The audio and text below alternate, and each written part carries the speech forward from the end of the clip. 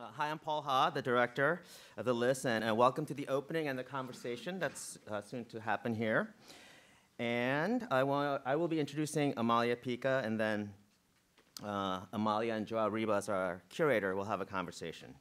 I wanted to thank our sponsors of the exhibition, Barbara Lee and the Barbara Lee Family Foundation, the Council for the Arts at MIT, the Mass Cultural Council, the Office of the Associate Provost at MIT, the MIT List Visual Arts Center Advisory Committee, and the Friends of the List. I also wanted to recognize the entire staff of the list for doing such a fantastic job. And I want to recognize Jeff Hargadon, Patricia Lavallee, Rodney Hill, and Mark Fox for the support of this exhibition as well. I also need to thank all the lenders for the exhibition. If you go and see this show, on the label, you'll see where the pieces came from. They came from all over the country. And I think Andrew Ong and George Robertson is here from New York, so thank you for lending us your pieces. And because we're expecting a gigantic amount of snow tomorrow, and we're supposed to have a walkthrough of the exhibition with our friends group, and I wanted to say that it's still on. And if you want to know more about the friends group or supporting the list, just go onto our website. But tonight it's all about Amalia Pica, who's with us tonight. And again, one of the joys of being involved in contemporary art is that you actually get to connect with the artist whose piece that you're looking at, the piece that you're thinking about. So that's one of my true joys of being involved in contemporary art. Amalia Pica was born in Argentina, and she lives and works in London. And she received her degree from Escuela Nacional de Bellas Artes in Buenos Aires.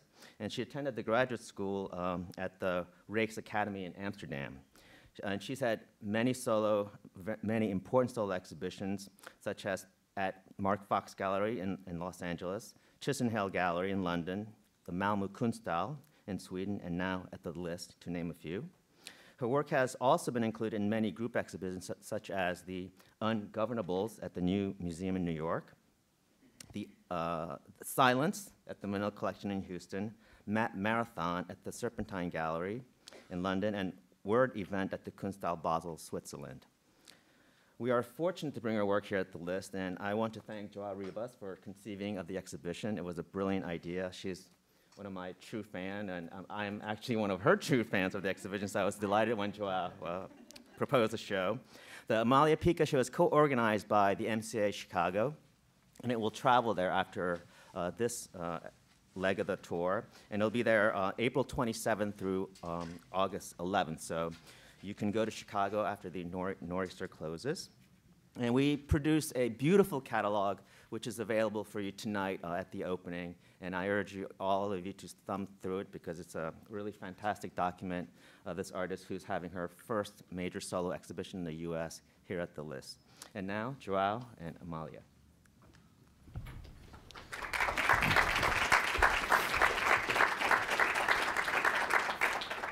So I just want to make sure that you can all hear us. And I always have the great privilege of reminding everyone to turn off their cell phones. In thinking about our conversation, one of the first things that, when you organize an exhibition, often the secret is that you don't quite know what it's about until it's done. And hopefully you also like it. And one of the sort of readily apparent things about the show that I found quite interesting was there's a tension, a kind of interesting tension in the show about listening. So that it's as much about the figure of the listener and about listening rather than the viewer. So we often associate looking at artworks with the idea of a viewer in mind, but actually a great deal of the show is about listening, and it's particularly about listening as a literal act, but also as a metaphorical act, and all the transgressions of listening with privacy and so forth. So maybe that's a good place to start. And in fact, the first work you see in the exhibition is this piece that is on the screen, which is Eavesdropper, which I think is probably a good place to start our conversation with listening. Yes. First of all, I also want to have my moment to thank everyone for coming, and to thank the MCA and the List for putting this exhibition together. It's a great, great honor for me to be here, and it's been amazing to work here. The technical team has been amazing. So thank you to everyone at the list, and thank you, Joao. You know how much I've enjoyed the process of putting this together. For me, this was sort of important but also difficult exhibition, because it's an exhibition. My work is very disparate, as we're going to see, and then you're going to have the possibility to look at the galleries. It's very disparate, and so it was very important for me to see all these works from different moments of my life coming together into a bigger conversation. And that was a real challenge, and it was super important to have you there to help me achieve that conversation. So now I am going to answer your question, or no question, but your thoughts on listening. I think that the reason why I decided to focus in the figure of the listener, or to try to sort of honor the figure of the listener with some works in the past years, has to do with this idea of enunciation, which is a bit related to that thing that you were saying, that you never know what a show is about until it's there. And it is a little bit like talking, like you might not know exactly what you want to say until you're saying it.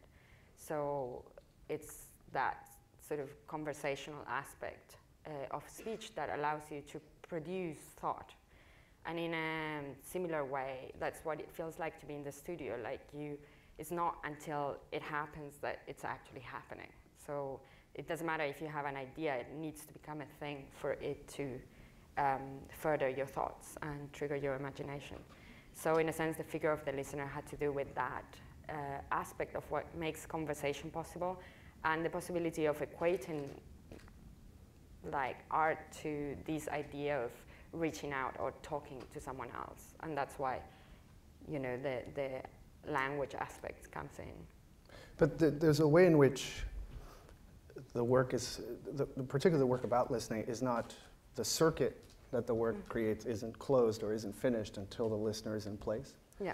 But sound also has an interesting way of bridging space. So it's very porous. It can turn private and public space on itself, because anyone who's ever eaten in a very loud restaurant sort of understands how you change the way you communicate based on the room.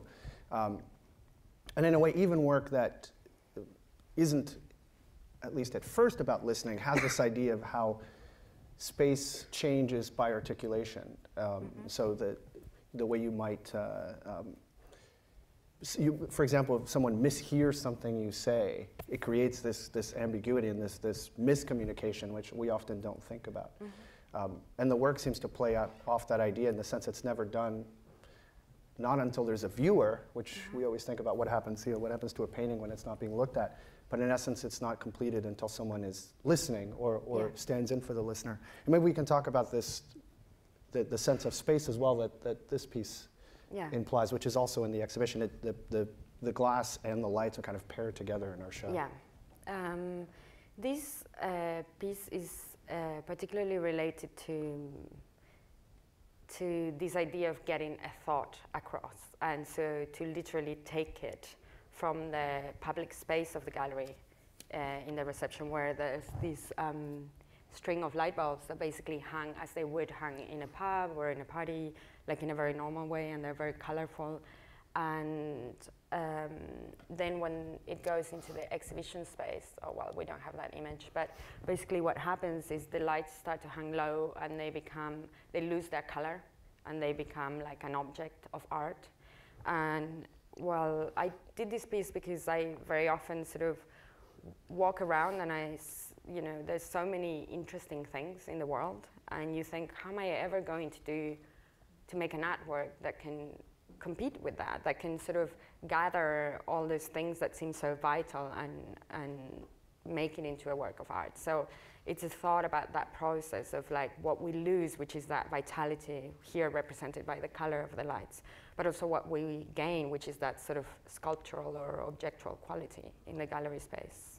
You've spoken before about that as a kind of active translation, and that in a sense, what one has to do is to figure out art making as a way of negotiating the world and what you see in the world, and how you then reflect that back or metabolize it in some way, and then finding some kind of objective, or finding a place in which the object starts to speak of that experience. I mean, it's a very familiar idea in the history of poetry, in which, you know, the role of a poem isn't to describe the experience as much as instill in you what the experience was that gave birth to the poem in the first place. Yeah. But there's also this sense of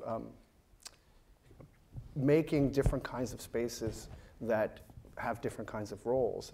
You know, the entry space as a kind of, the part of this that I'm interested in too is the celebratory, convivial aspect. And we think of the museum lobby as a convivial space. It's supposed to be the space in which you're kind of greeted and received. And then the gallery space is the space in which, you know, you're in essence totally repressed. You know, you're not supposed to touch anything, you don't talk too loudly, don't stand too close.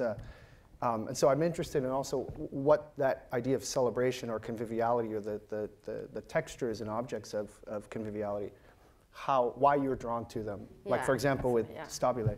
So stabile is, that's a bunch of confetti that's thrown on the floor, and then it's sort of stuck with Scotch tape, just in case the image isn't very clear. And it's, again, that sort of trying to through this absurd gesture, trying to stick to that moment, to try to sort of fixate it and again create an image with it. But I think ultimately my interest in the celebratory has to do with those moments in which you come together in sort of a happy moment with people that you don't necessarily have a very intimate relationship with. So for me, it becomes like a metaphor how we could share social space in a happier manner. I know it sounds very hippie, but in a loving manner with strangers, with people that we share cultural bonds or cultural intimacy with, but not necessarily people we love. So it's like that extended feeling of companionship. And is part of that also specifically using the materials that we already associate with those, with that context or with that exchange? Yeah, that so like there's a lot of, I think that I went to a very academic art school, and I took sculpture classes. So, you know, I learned how to carve stone and how to do these very traditional techniques, and everything was very heavy and everything was very object-based. And you know, a lot of like what happened in the 60s and 70s questioned the art object as such. I tend to think that objects are very useful, and they're very useful ways of coming together, and they carry possibilities for meaning. And so taking those objects that have those, you know, small roles in these celebrations, I feel like it's a way of allowing them to speak about that. Because one of the early conversations we had about working on the exhibition was this idea of fixing an image, so that you can have an image about listening or an image about celebration, and and we can, I mean, in the sense that the idea that fixing an image of something, and part of doing that, I think, is for you is also using language or different kinds of languages, whether it's a material language or an object language, or language itself materially as working material. Yeah.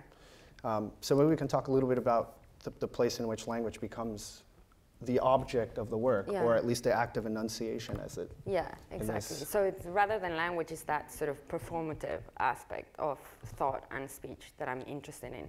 In this particular case, I think what I was trying to do was to overlap these notion of having something to say rather than, you know, saying it as it happens, or making thought, rather having the thought before us, this very romantic desire to have something to say. So what I try to do, particularly in this image, is to overlap the sort of art historical notion of romanticism. This is in the Black Forest in So it's the Germany. Friedrich. Yeah, exactly. Yeah, so there's the Friedrich reference, the reference to language, and then there's this sort of figure that it's supposed to be about to say something, but of course this never happens because this is an image. And then there's this sort of, you know, the very homemade way of achieving this large or almost public space of a billboard-like image, which is done just with Xerox copies. So it's this possibility of like the individual expression, if you want. The first time I saw the piece, I was very struck by the sense of space, that to me the piece feels very full, in the sense that you can almost full with an echo, that you can physically understand what it would be like if you shouted, if there was some shouting through a bullhorn in this large expanse. But then there's also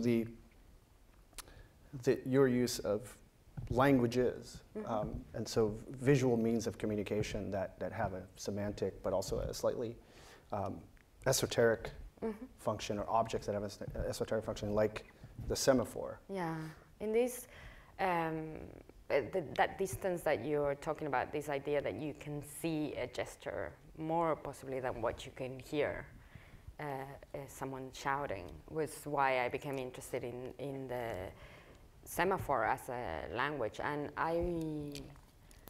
I decided to perform this action in the desert, because semaphore is somehow a maritime language, and it's used still today by boats to communicate, by people on boats to communicate with other boats. And so I took these flags to the desert. This is actually where I'm from. It's shot in Patagonia.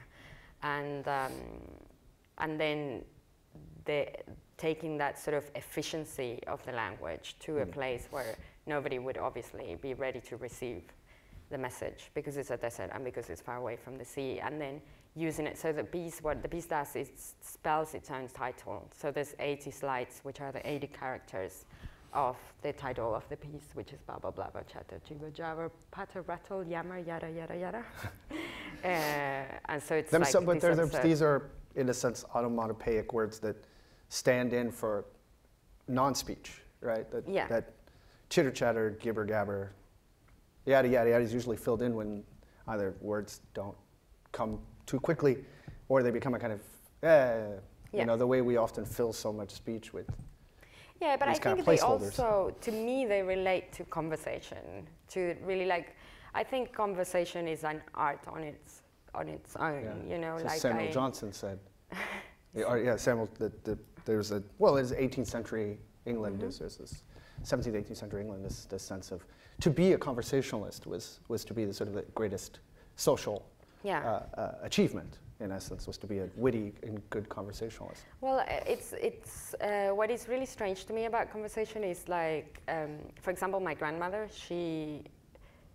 her and you would have nothing in common, but if you go to visit her and spoke the same language, you'd actually could speak to her for hours, because she's just good at making conversation, and it's unrelated to the references that we all think about, say having read the same books, or there are people who can make conversation out of nothing, and I think that's a real gift somehow. I think it's something that I really enjoy, and so that's maybe why this entire thing is reliant on the fact that we can make conversation. Yeah, that's the only way it's going to work, is if we in fact are able to do that. Yes, fingers crossed. But it's also interesting as we talk about linguistically enact this. So you have an idea, but you make conversation. Idea is something that sort of happens to you passively. You sort of you have the light bulb goes on, and you have this Athena-like experience, sui generis kind of. Oh, I just had that idea. I just had an idea, as opposed to making conversation, which you have to ostensibly exert some effort. Yeah. Well, sometimes making ideas. Not in our case. Not in our case. But the other part I think that's also woven through the exhibition is the sense in which a message must be received, in the sense of I say something and there's someone to hear. But the reception of a message, the act of receiving a message, is actually quite complicated, and in particular it's complicated sociologically, because what can be received and what is allowed to be received is actually subject to not only physical, phenomenological concerns, but also to political and social concerns.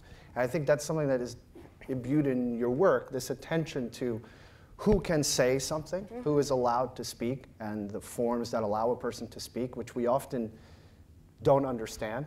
So we become used to a kind of hyper social media condition in which you have an outlet for everything you want to say, and you often don't become aware, or only sometimes become aware that many parts of the world don't have a place in which to speak, but do speak from interesting places. or the other part, which is the mechanisms and the relations of power that actually allow you to speak. And so I think the antenna is a great example of that. Yeah, this particular piece is based on a documentary that I saw, which was about a television show in Afghanistan, which is called Afghan Star. And it's basically like a pop idol, X Factor kind of television show, but it's produced in Afghanistan. And people go through great lengths to see this show. Has become very popular. And there's a moment on the documentary where there's an Afghani girl teaching you how to make an antenna, because basically a lot of people have trouble with reception to be able to watch the show, or they might not have electricity, so they power their TVs with like car batteries and all this effort to try to see this show.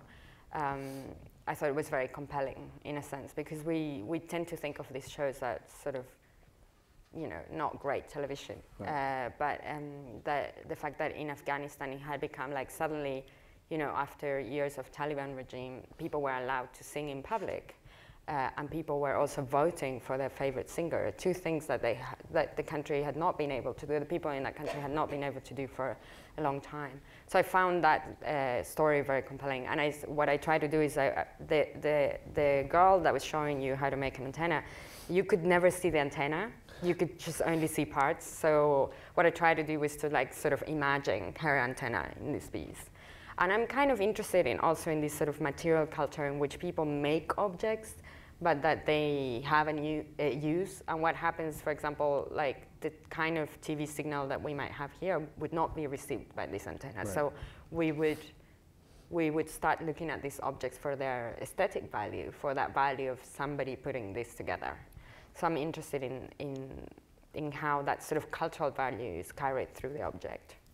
There's also, I think, with the use of materials in this piece and some of the other work, there's a sense in which you are a site of accumulation, that you are always kind of, materials find their way to you, or you find your way to materials, and they're collected in the studio, and it is in the studio that they're translated into an object that that has this kind of metaphorical or this particular resonance.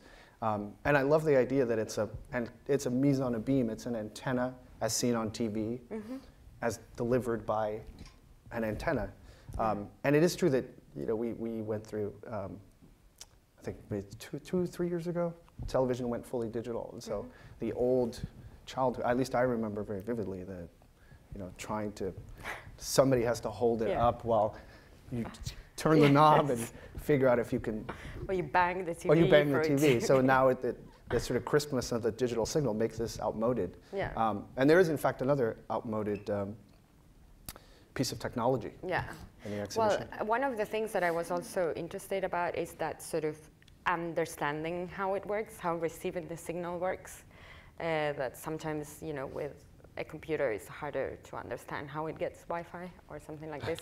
Not here. You realize you're pandering to the wrong audience. I know, someone in this room can describe to that is true. Minute detail, in fact, how it works. So, well, outmoded technologies, right? This is, again, a reimagination of an outmoded mode of technology. It's called acoustic radar in cardboard, as you see, and it's basically, I was trying to reimagine these devices, which were, during the First World War, the British military was trying to predict airplane bombings, so they were trying to come up with listening devices in order to hear the planes coming and have some kind of anticipation. And you know, some of them are so charming and ridiculous, and they obviously they were quite experimental, and they didn't necessarily work very well, but they contributed enormously to the development of radar technology. So it's a form of technology that never became entirely efficient, but that sort of contributed to that process.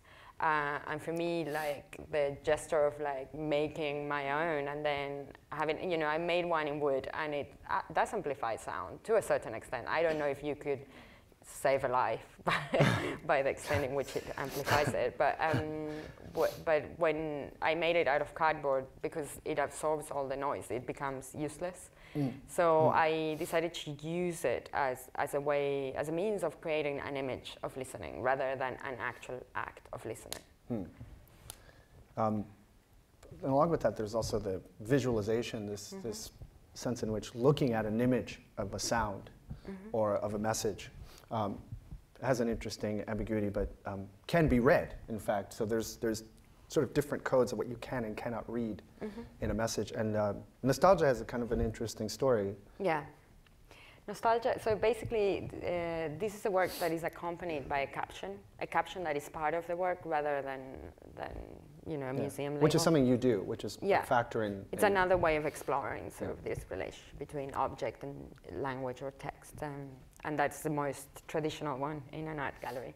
And basically, so when you see this work, there's a caption that tells you the story behind the work. And this is a telegraph, ticker tape, I don't know how you would call it. But and I typed the word nostalgia in a particular machine.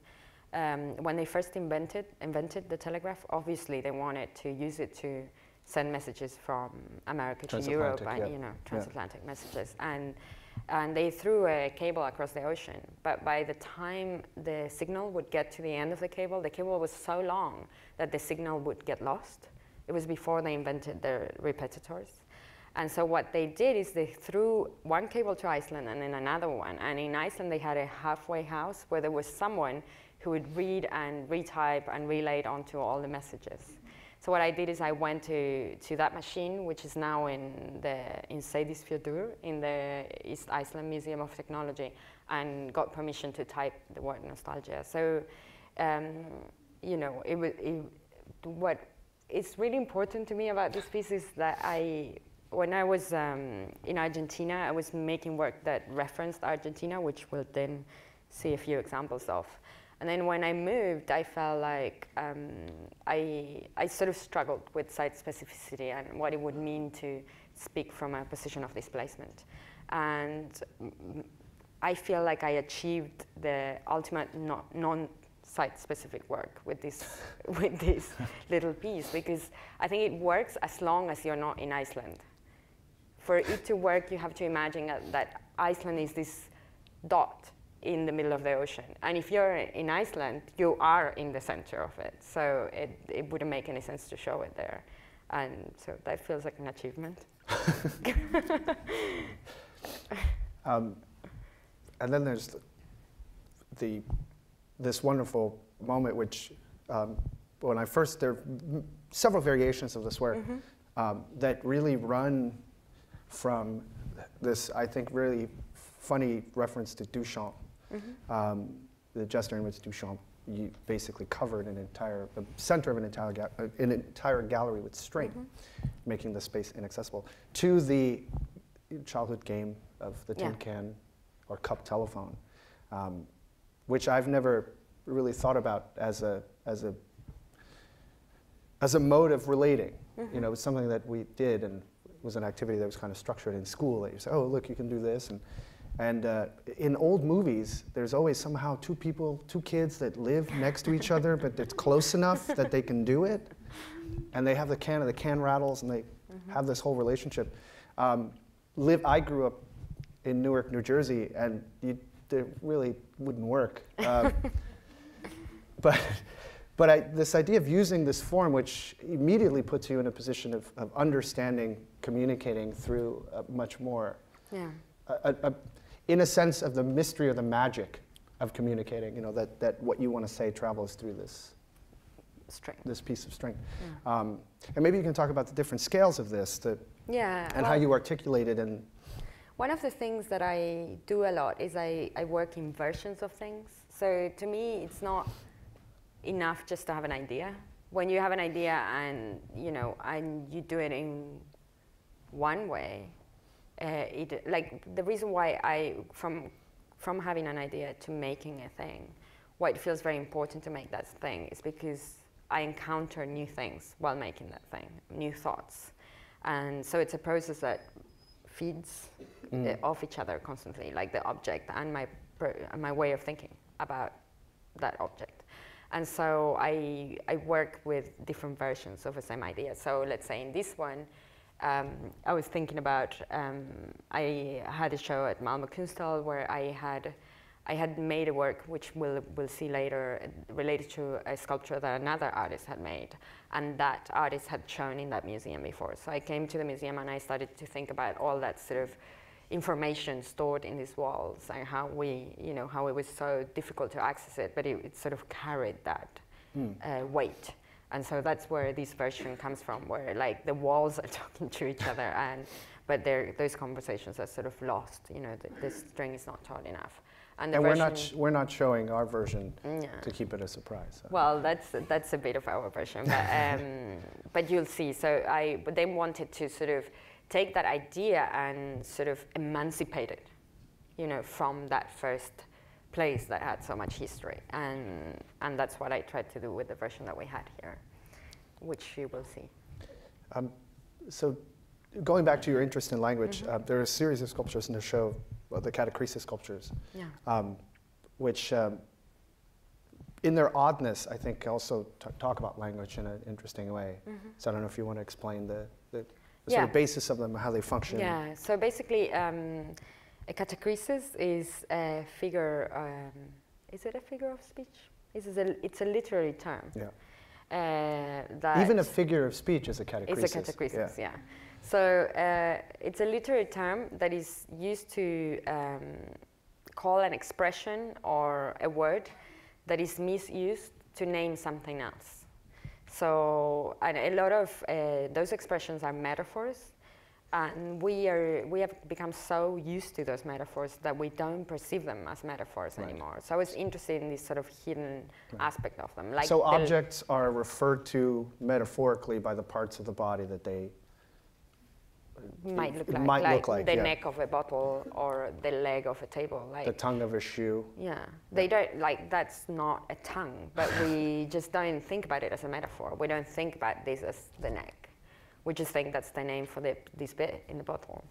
And so I was, what I decided to do was because the other names are very unfriendly. What would that be? Like the name for the volume of the inside of a cup is cyathoform. No one wants to say that. No. No one wants to say that. I don't even want to repeat that. Yeah. I don't so we use legs of the table. Yeah. So what I try to do is I basically define the repertoire of materials, which were objects that are named with these expressions. And then I combine them into different objects. Right. So the meeting place of these objects are these sculptures, which are totally absurd. And they look a little bit like surrealist sculptures in a sense, this sort of Dadaist association, but it's still very funded in language and the way we speak and understand the world. And there's that sort of anthropomorphic or animistic quality to them, which I'm also interested in. Well, speaking of the animistic, yes. I always love talking about this piece, but you do a lot better than I do. The more time I've spent with it, the more sort of complicated, and there's a deep melancholic nature of the piece that I didn't see at first, and I actually now find it quite odd and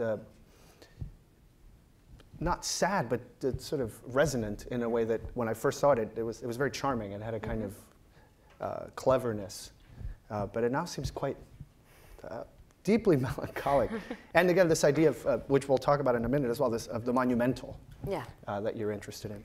So basically, I'm going to have to do a little bit of describing of this piece to be able to explain what's going on. But so the picture that you see in the frame is it's a picture from NASA's archive, and it's the official picture of the only monument on the surface of the moon.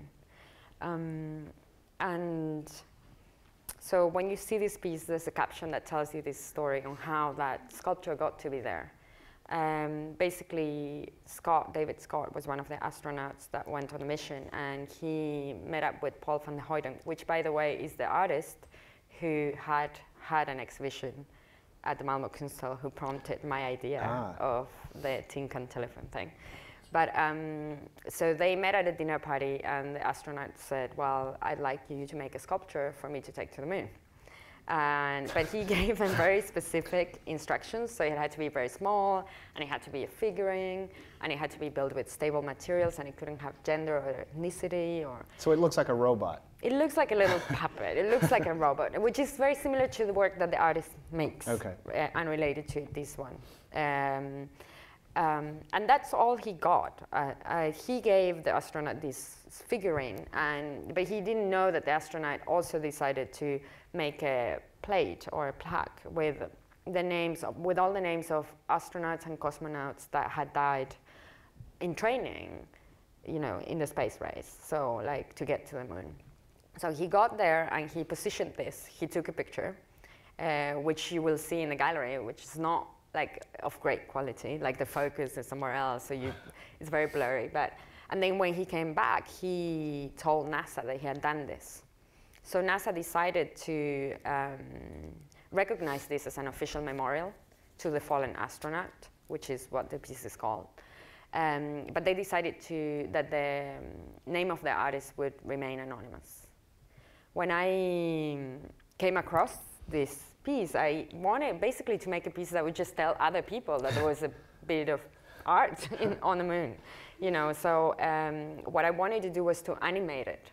And the story that came very handy was the legend of the golem, which is basically a legend and the Jewish tradition. I'm not Jewish, but I've always found this story to be quite telling. So it's basically, the story says that a rabbi made, or could make still, a puppet made out of clay, like, let's say, God made Adam, okay, out of clay. And then, but because the rabbi is a man and he's imperfect and cannot access the name of God, he's only able to write on the forehead of the golem the different sort of configurations of words to make the puppet come to life. So the golems are activated through language that is written on their foreheads, but they have no ability to speak because they're imperfect. And so, there's several different stories, but the most well-known one is the rabbi in Prague. And I think it's a very useful metaphor for creation and for what we can achieve, But you but also for activation. You have a piece that, in a sense, is the inverse of that, where you have a concrete podium that's called Now Speak, which is what Michelangelo said to his Moses sculpture when he was done. Yeah. Because it was the only thing left to do. Exactly. It was so perfect that it could just speak. So for this one, basically what I wanted to do was to activate it. So when you'll see it at in the gallery, but it has the letter H, which is both this letter that has no sound. It's like just the sound of breathing, Yeah. That's all it does as a letter. So I thought it was like this sort of trying to make this sculpture. Give it breath. Yeah. But at the same time, it's one of the initials of the artist, which I think, should be known for what he did. And there's another monument in the exhibition. And the piece shows you whitewashing a sort of ambiguous. I know who it is, but I won't reveal it. This monument and the idea of there's a riddle that's kind of shared. Many places that asks what is the color of Napoleon's white horse, or what is the color of Simon Bolivar's white horse, or what is the color of the white horse of San Martin, or what is the color of the white horse of General Petraeus. We know the color of his white horse. And so we can talk about, the piece has also gained a kind of afterlife, right? Because it's become a bit of a film. And but also the way it's translated into social space, and it's kind of it's been documented as well in newspapers and so forth. So so basically what I'm doing is I'm trying to turn just the horse, the equestrian bit of the man on horse sculpture, into this white horse, to try to sort of make language physical, or make this sort of, I think why I'm interested in it is because, at least in Argentina, we think when we're little that also the other people that ride white beautiful horses are princes and a prince, and they have like this magical aura around them. And I thought that a lot of, even though, you know, the main joke of the riddle is you are stating the obvious because you're giving the answer in your question. But what's more hidden is this sort of impulse to teach history in a legendary way, so that you might think of the man on that horse as a magical hero, rather than, you know, a regular guy who might have done a few things that maybe were good, maybe not, or, you know, like, so it sort of stands in between a proper understanding of that. So this is part of a series of works in which I sort of try to create those images that are given to children as historical images. Yeah. Like there's the one about the house in Argentina. Yeah, exactly. So there's this monument in Argentina that everybody thinks is yellow, but it's actually white. So what I did is I went there and I bathed it in yellow. And when I think about this, I think a lot about Don Quixote, or, you know, like he's read a lot of books and he goes around the world thinking the world matches his books. So instead of correcting the book, he just goes around projecting what he's read onto the book. And that's what I was trying to do, you know. And that's when, usually when I'm wearing that white pinafore, which is the Argentinian school uniform, that's my own personal wing to that persona, or to that idea of that author that's alienated from knowledge and cannot negotiate the difference that there is between knowledge and the actual experience of history. And maybe we can just kind of wrap up and go to questions talking about an instance of knowledge, or rather the repression of knowledge in Argentina.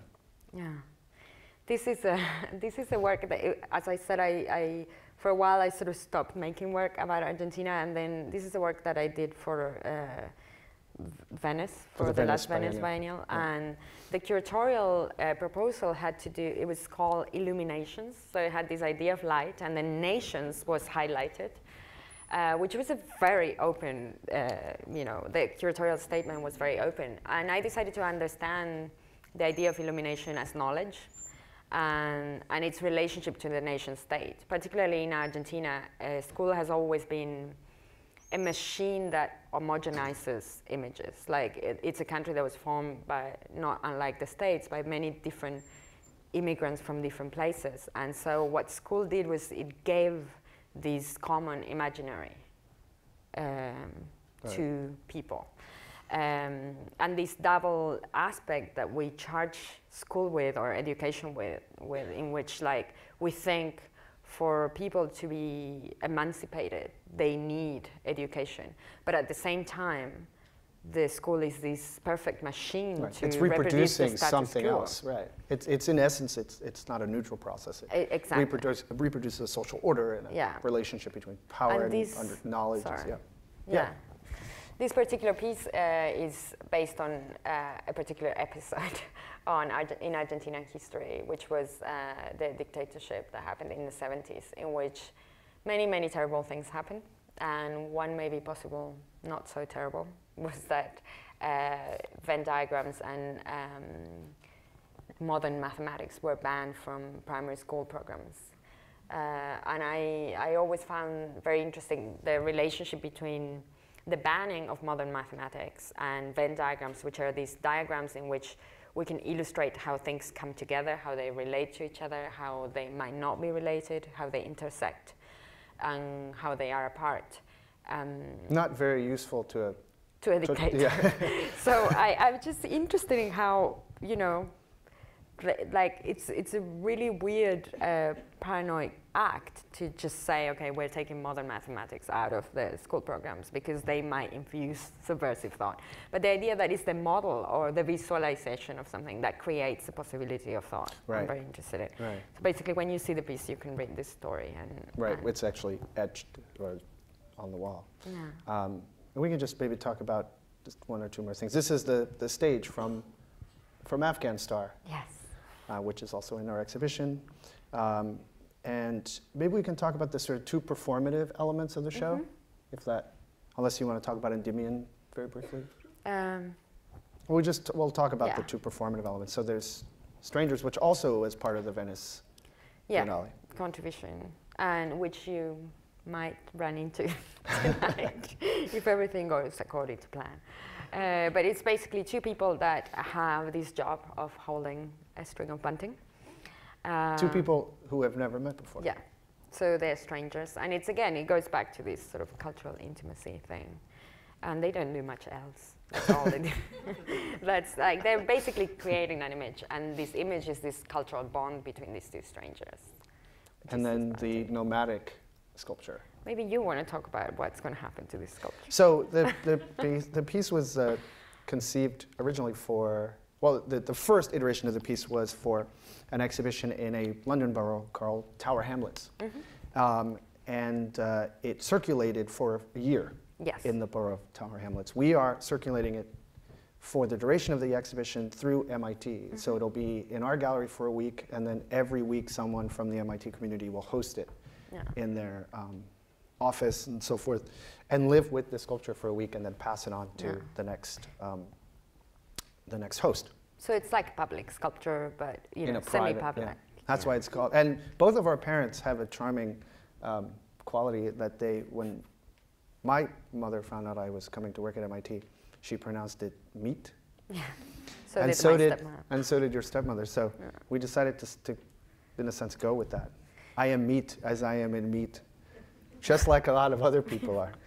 That is what the project is called here. But basically, the sculpture or the project changes names as it changes locations, because it's supposed to be like this great migrant or this great nomadic being that can adapt endlessly. But there will always be that thing that gives it away. But like the walls, they also, in a sense, there's a strangeness to it because they've seen so much and they've experienced. They've photographed a lot. People hold it. People live with it. So it has a kind of an erratic quality, which is kind of interesting.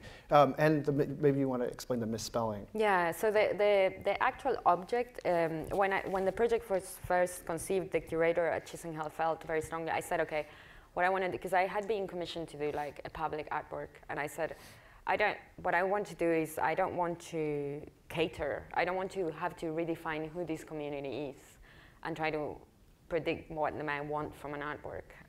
So I just literally just want to leave my work in their hands. And it was this gesture of like just giving this to someone. The curator felt very strongly that it needed to be an object that was just lying around in my studio, that had not found a way for it to become something, that it needed the help of that community to become something. Which is funny because it is like the most gallery-friendly thing that I've ever made. It's made out of stone, and it's basically an Echeveria plant, or a replica, or my version of an Echeveria plant, which is a succulent, which originally comes from Mexico. And what was great about this sculpture for this project is that the original plant is a plant that adapts very well to different weathers. So it's become very popular all around the world. And it's called Echeveria, and it's named after a Mexican botanical artist whose name was Echeverria. So there's a misspelling in the naming of the sculpture that comes from this first artist who was one of the first people that we know to draw this plant. So maybe we can turn to questions at this point.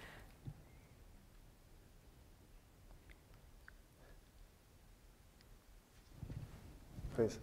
So obviously you're multilingual, and so much of your work has to do with specificity of a single language. How do you decide what language you want to use for particular work?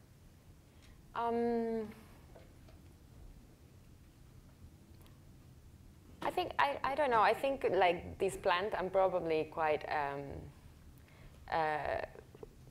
good at migrating in that sense. I think that if, like, let's say, obviously English is not my first language, but if I'm here, I will not be thinking in Spanish necessarily. And immediately when I go back home, I'll think in Spanish. So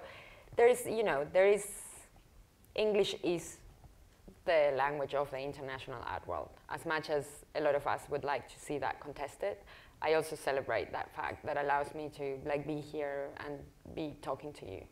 So English is a language of preference because of that reason, because it allows me to talk to a lot of other people who might not necessarily be native speakers, but that speak English. So English is definitely one of the languages of choice. But I also, do a lot of things that are in Spanish, because it's the only other language that I know.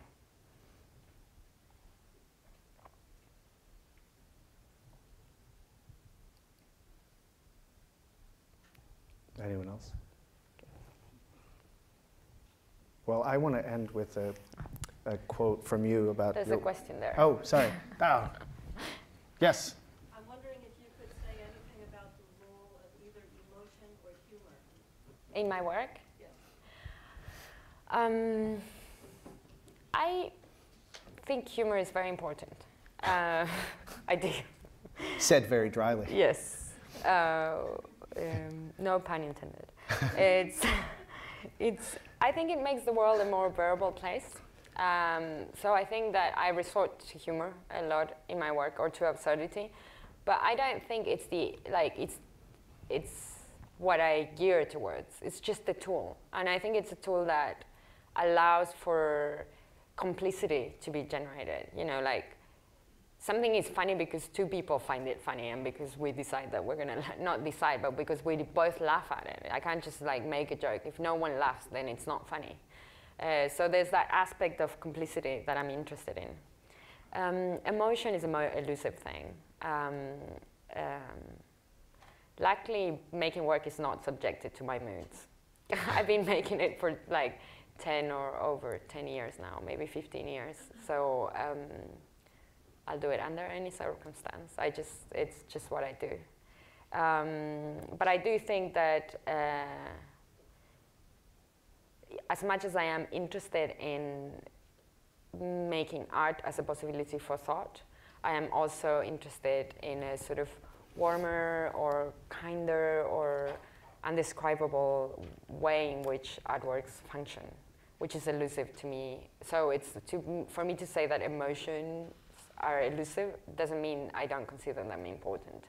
I think there's an emotional connection with artworks that we all have, and I certainly do as audience, which I find very important. And so very often that which leaves me speechless is the thing that I'm drawn to the most, which is a bit ironic when I think about it, how much thought I put into language. Yes. My question is about site specificity. Mm-hmm. I was really curious that you said that the work really wouldn't work in Iceland, Yeah. which made me think a little bit about the rest of the works and about site specificity. Yeah.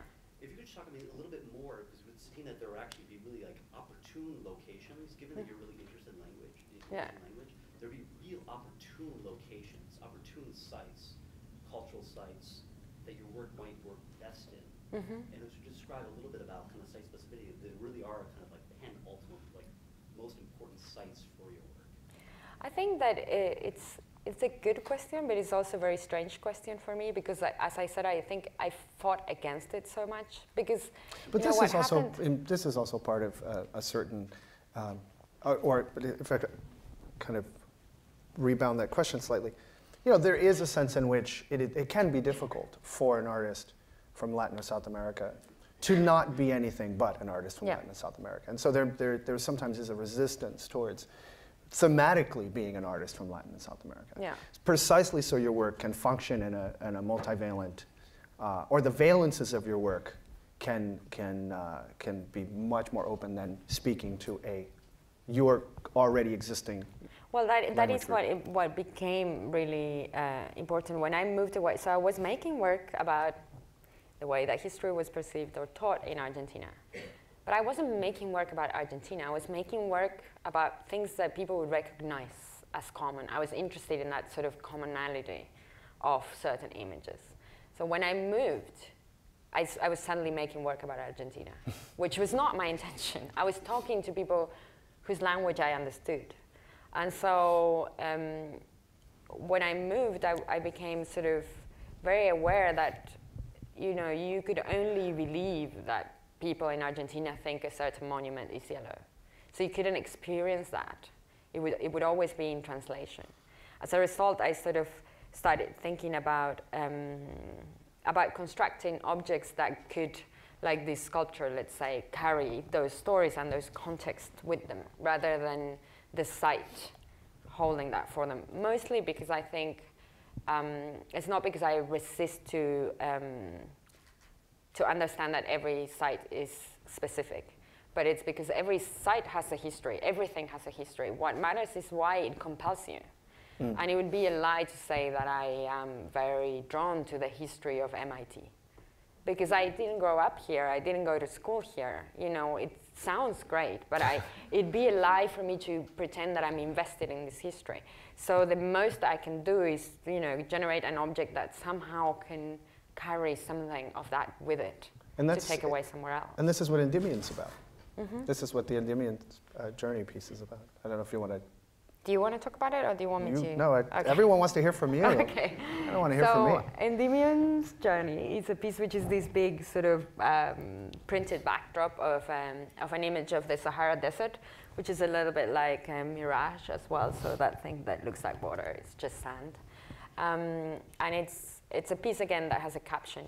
And it's a quote from a book in which I read this story, which is that when Keats finished his epic poem called Endymion, he met Joseph Ritchie, who was an explorer who was going to go and map the Sahara Desert. And as this sort of ultimate romantic gesture, he asked Joseph Ritchie to carry the epic poem with him, the book with him, and read it on his journey. And that when he got to the Sahara Desert, to throw it into the heart of the Sahara Desert as this ultimate gesture of like sending a message to nowhere. So Joseph Ritchie takes the book, reads it, and sends a letter to Keats from Cairo, and says, you know, in a few weeks we're going to be entering the desert. I've read Endymion, and you know, him and I are going to be entering the desert. And then nothing is ever found about Joseph Ritchie again. So something happened to him, but no remains or, you know, no traces of the book were ever found. And I sort of like this, that even that, you know, that illustration of the futility of the artistic gesture could not be carried out because it was so futile. So for me, it's a sort of a great, you know, almost like a parable of what it feels to be an artist. You know, like I definitely, you know, think about things when I do them. I want you to get it, but I'm pretty sure that's not going to happen, and I still do it. So. Do you still have a question in the back, sir? Yep. I was wondering if, in choosing to live outside of your native land, you develop some objectivity with regard to that new language. Do you find yourself sort of outside English to some extent, and what position to use it? So it's funny, this reminds me of two things I didn't say. One is the Caliban syndrome, which is, you know, the sense in which Caliban says to Prospero, you know, you taught me language so I could curse you, which is interpreted as a kind of post-colonial gesture. You know, that the function of teaching language, which was seen as a colonial gesture, right, to create colonial subjects, becomes the thing that allows that language to be reused against the colonizers. And the other part is, of course, you moved to a place that is highly contentious in relationship to Argentine history, in the sense of the Falklands War. So there's a charge, I think. You mean La Guerra de Malvinas?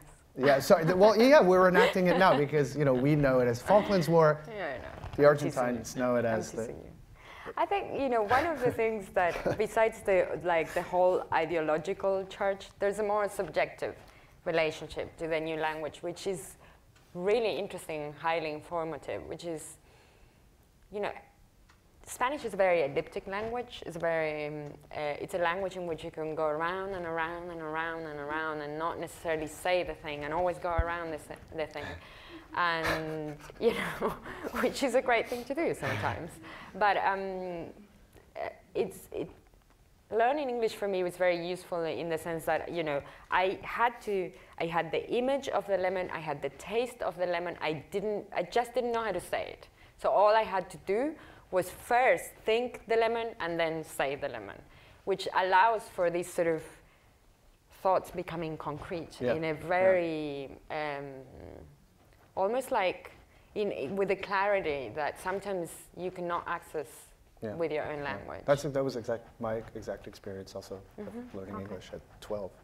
But I want to end with this elliptical, actually, quote, which I think is a really wonderful way to describe your work. So this is you describing your work to me.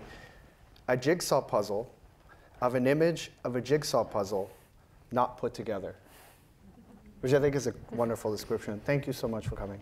Thank you.